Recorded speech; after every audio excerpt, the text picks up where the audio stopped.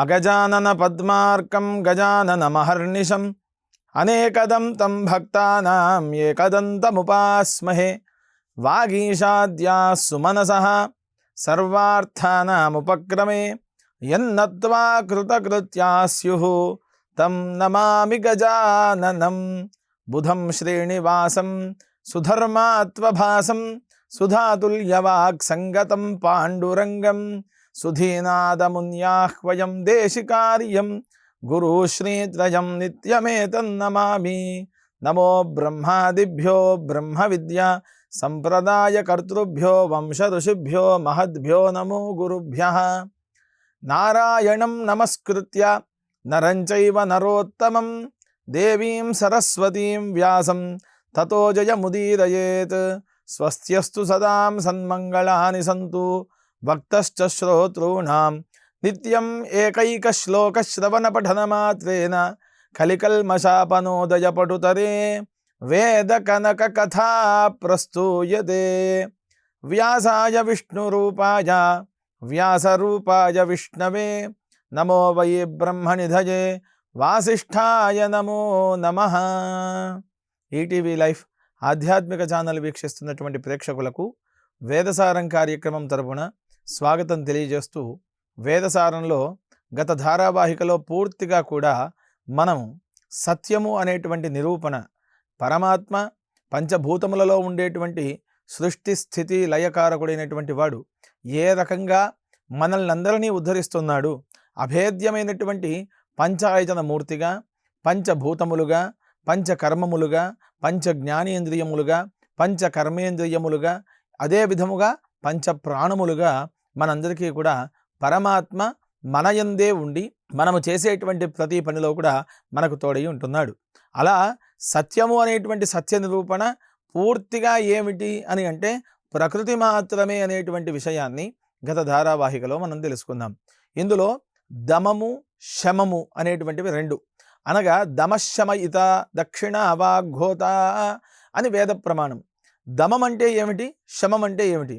బాహ్య ఇంద్రియ నిగ్రహము, అదే విధముగా అంతరింద్రియ నిగ్రహము. బాహ్యేంద్రియ నిగ్రహము అంటే ఎదుటి వ్యక్తి ఎంత కోపంగా ఉన్నా సరే మనము వారిని ఏమనకుండా, మనము క్రోధోన్ముక్తులై వారిని ఇబ్బంది పెట్టకుండా మనము చెప్పేటువంటి సమాధానం దమము. అనగా మనం మామూలుగా మ్యాన్ హ్యాండిలింగ్ అని అంటాం.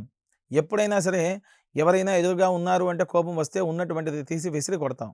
అలా కాకుండా ఆలోచనా శక్తితో ఉండాలి. దానిని ఏ రకంగా పరమాత్మ మనల్ని ఉండాలి అనేటువంటి భావంతో చూస్తున్నాడు.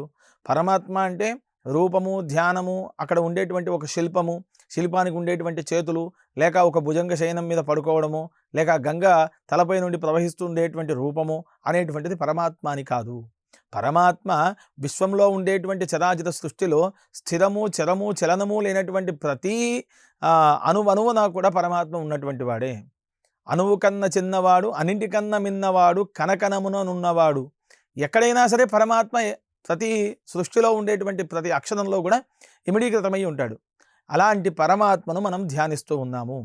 శమ ఇంద్రియ నిగ్రహము, దమ ఇంద్రియ నిగ్రహము అనగా లోపల అంతఃశత్రువులు అవి ఏమిటి అంటే మననాత్ త్రాయతే ఇది మంత్ర.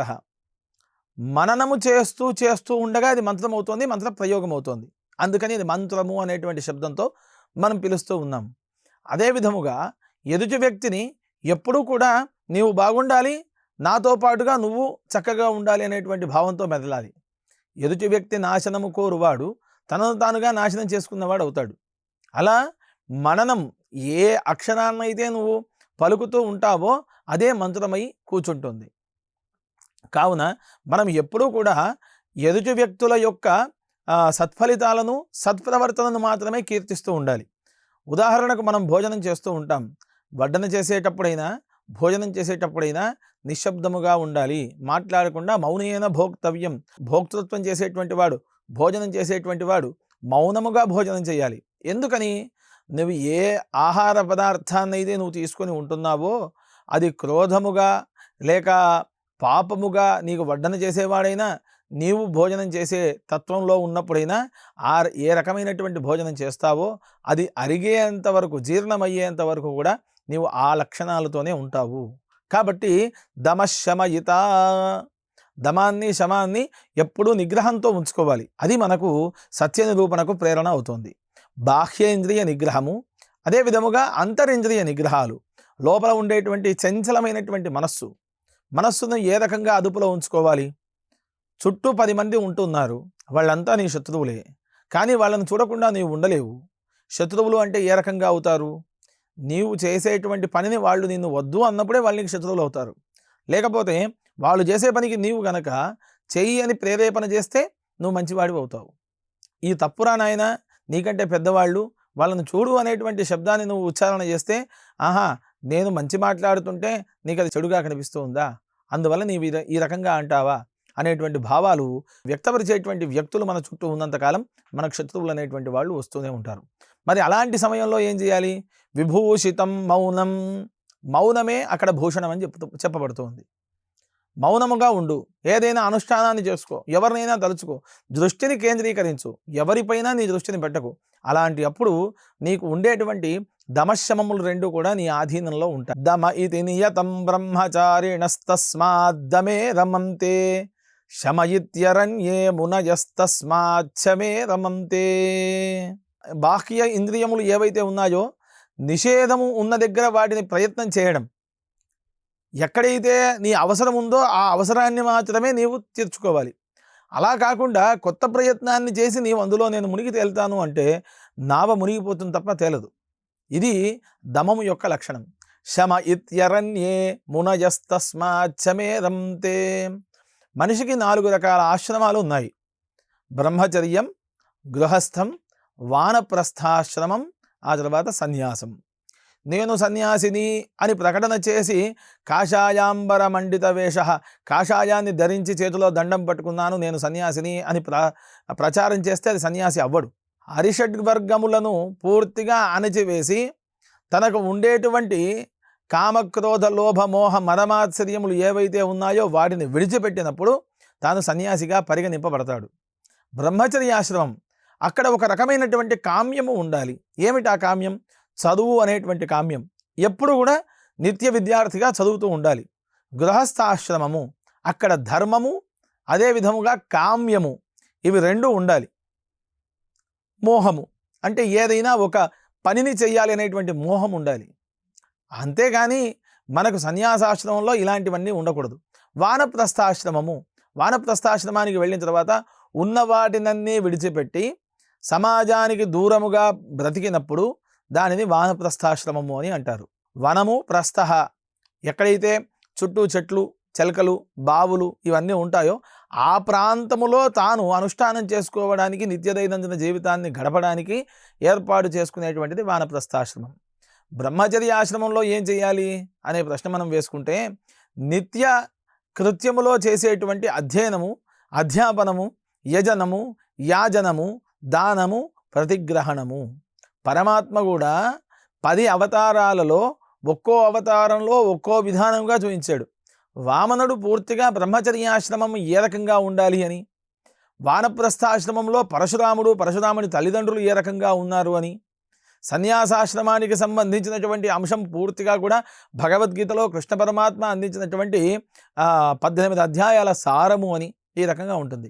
న కర్మ న ప్రజయా ధనే న త్యాగే నైకే అమృతత్వమానశు పరే నన్నాకన్నిహితం గుహాయాం విభ్రాజతే తద్యతయో విశంతి వేదాంత విజ్ఞాన సునిశ్చితార్థాః సన్యాసయోగాః యతయః శుద్ధ సత్వాః తే బ్రహ్మలోకే తు పరాంతకాలే పరామృతాత్ పరిమృచ్యంతి సర్వే దహ్రం విపాపం పరమేష్మభూతం యత్పుండరీకం పురమధ్య సగ్గుస్థం తత్రాపి దహ్రం గగనం విశోకస్తస్మిన్ యదంతస్తదుపాసితవ్యం యో వేదాదౌ స్వరః ప్రోక్తో వేదాంతే చ ప్రతిష్ఠితః తస్య ప్రకృతిలీనస్య యః పరః స మహేశ్వరః.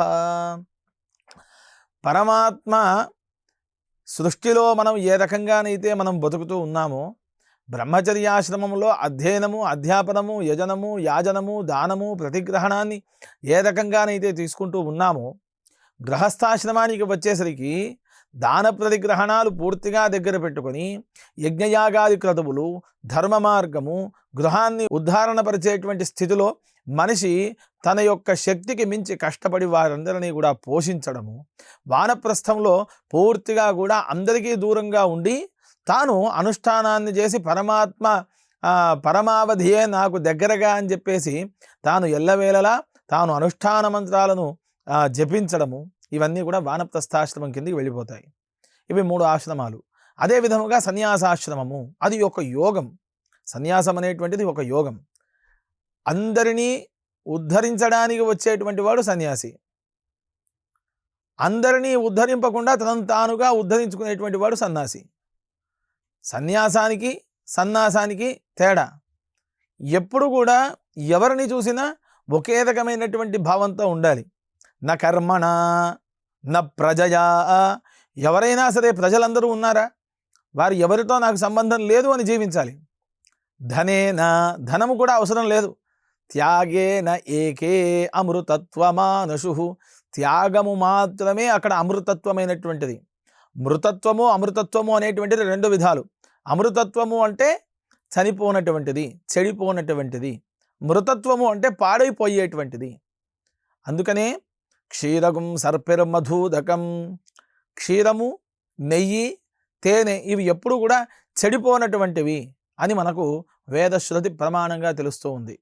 త్యాగేన ఏకే అమృతత్వమానుషు పరేన నాకన్నిహితం గుహాయాం విభ్రాజతే తద్యతయో విశంతి.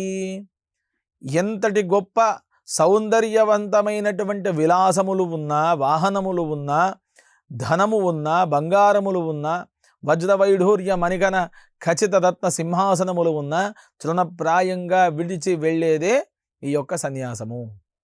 ఇందులో పాదుక అని, తీర్థ అని, దండి అని అనేక రకాలుగా సన్యాస లక్షణాలు ఉన్నాయి. అదంతా మనం ఇంకొక ధారావాహికలో మనం తెలుసుకుందాం. యో వేదాదౌస్వర ప్రోక్త వేదాంతే చ ప్రతిష్ఠిత తస్య ప్రకృతిలీనస్య యఃపరస్స మహేశ్వర. మామూలుగా జంతువునాం నర జన్మ దుర్లభం అని అంటాం. జన్మలో మానవ జన్మ చాలా దుర్లభమైనటువంటిది. అటువంటి జన్మను మనం ఎత్తినందుకు గాను శేష జీవితంలో దేహత్యాగం చేసిన తర్వాత మనము చేసినటువంటి మంచి పనులంటూ ఏమైనా ఉండాలి కదా. పోయిన వాళ్ళందరూ మంచివాళ్లే అని అంటారు. ఎక్కడికి పోయినటువంటి వాళ్ళు? మనల్ని విడిచిపోయినటువంటి వాళ్ళ, మనం విడిచినటువంటి వాళ్ళ అనే ప్రశ్నను మనం వేసుకోవాలి. అమృతత్వం అనేటువంటిది ఉండాలి అంటే అందరినీ విడిచిపెట్టాలి. ఎప్పుడు అది? ఏదో చిన్న వయసులో చేయాల్సినటువంటి పనులన్నీ, అప్పులన్నీ చేసి నేను విడిచిపెట్టి సన్యాసం తీసుకుంటున్నాను అంటే అది సన్యాసం కాదు. పీఠాలు ఉన్నాయి, బాగా అనుభవించడానికి వెళ్తున్నాను అంటే అది సన్యాసం కాదు.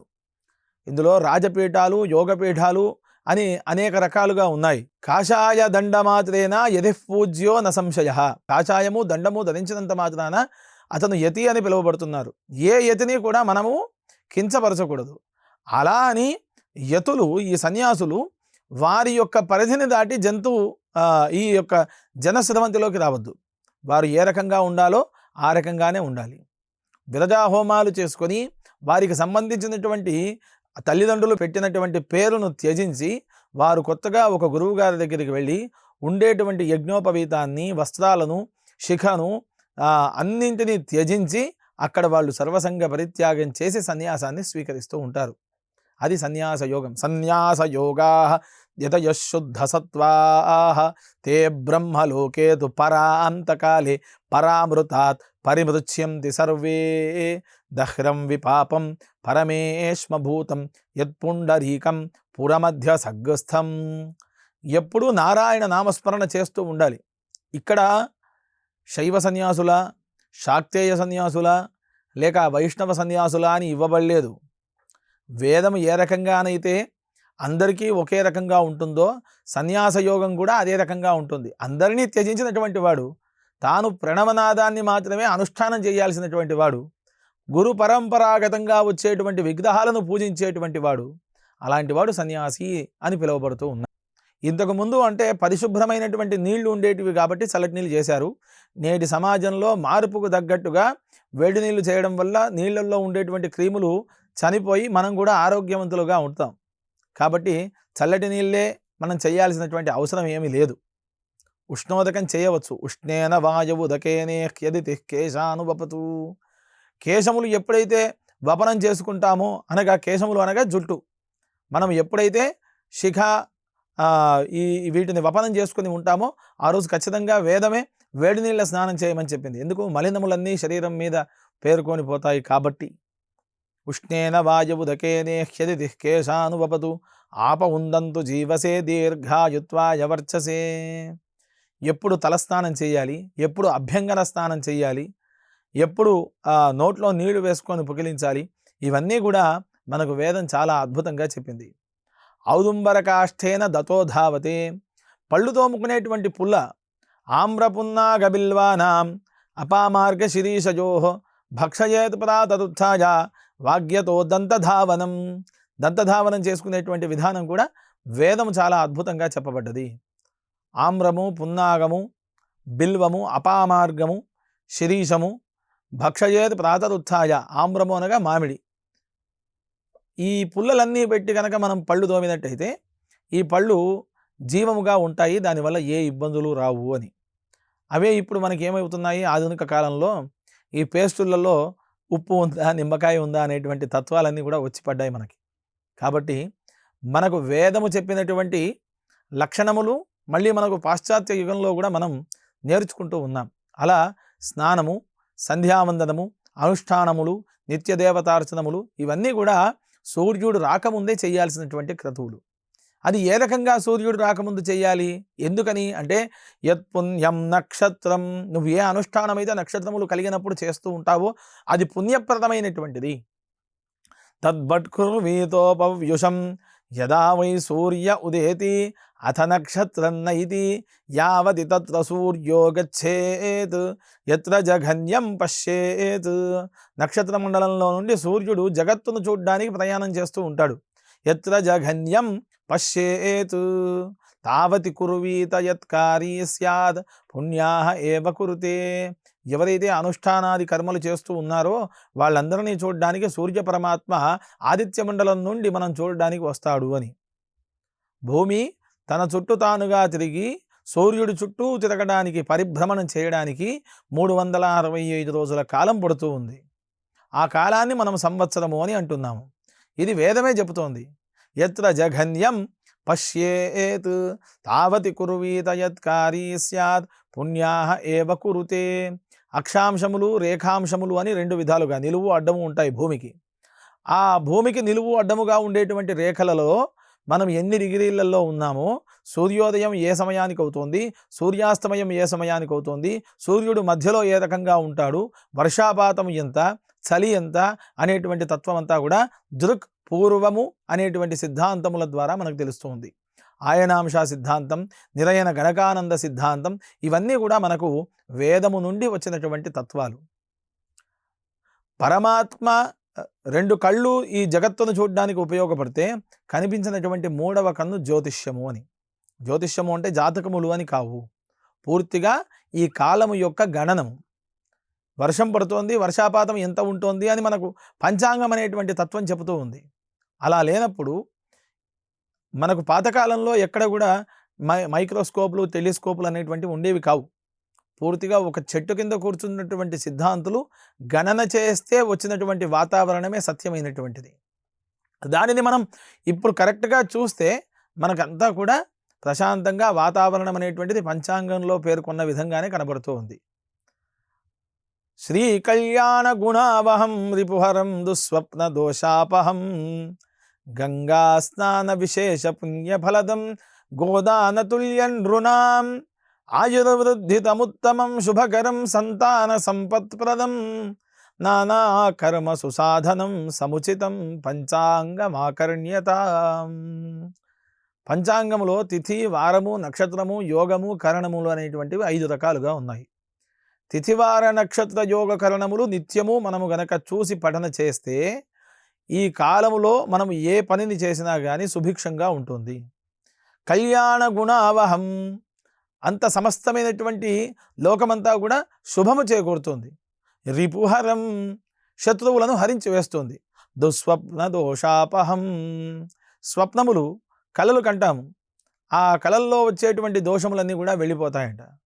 గంగా స్నాన విశేష పుణ్యఫలదం, గంగా స్నానము చేస్తే ఏ రకమైనటువంటి పుణ్యఫలాలు మనకు కలుగుతూ ఉంటాయో పంచాంగం అనేటువంటి ఈ తిథివార నక్షత్ర యోగ కరణాలను వింటే మనకు అవి తొలగిపోతాయి. గోదాన తుల్యనృణాం, శక్తి కొలది దానం చేయమన్నారు. శక్తికి మించినటువంటి దానములు చేయకూడదు.